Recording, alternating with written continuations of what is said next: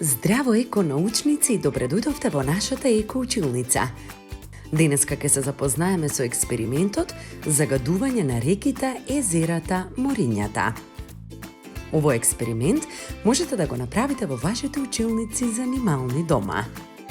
Овој експеримент ги препознава последиците од несовесното однесување на човекот кон природата и ги препознаваме секојдневните загадувачи, материјали и предмети од непосредната околина кои ја загадуваат природата. Пластични шишиња, лименки, најлонски кеси, топчиња од памук, талок од кафе и така натаму. Внимателно следете не и почнуваме. Потребни материјали ни се: пластичен сад, земја, пластични риби,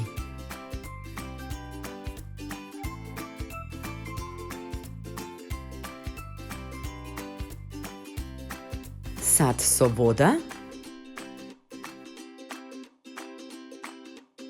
шампон, празно шише, сјај, четка за заби,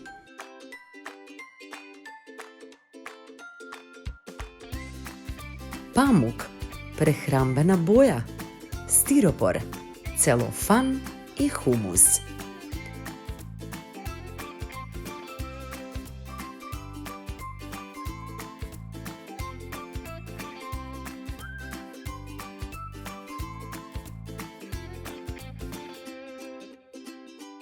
Во два пластични сада ставаме вода, потоа ставаме од прехрамбената боја, ја промешуваме за да се раствори.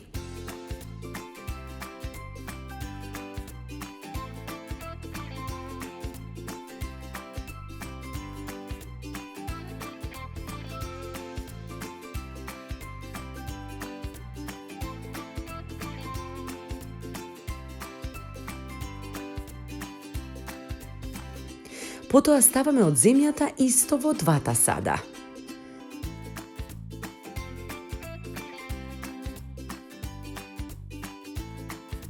Ги ставаме рибите како декорација, за да покажеме дека ова представува море или езеро.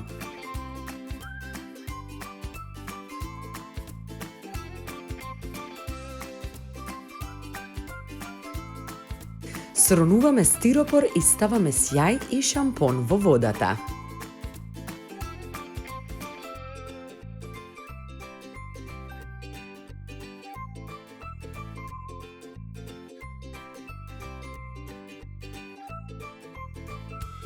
На крај ставаме и целофан и уште од земјата во садовите.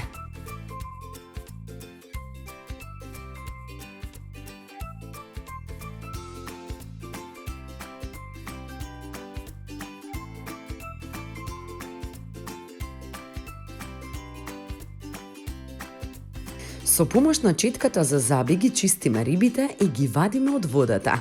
Ги префрламе во другиот сад само со земја и вода.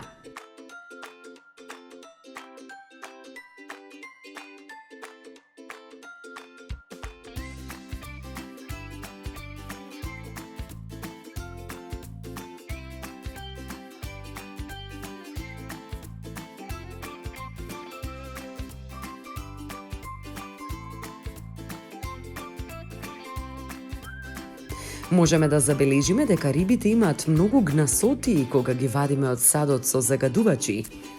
Од овој експеримент забележуваме дека средството за миење садови или течниот сапун, шампонот, ја загади водата и предизвика опасност за рибите.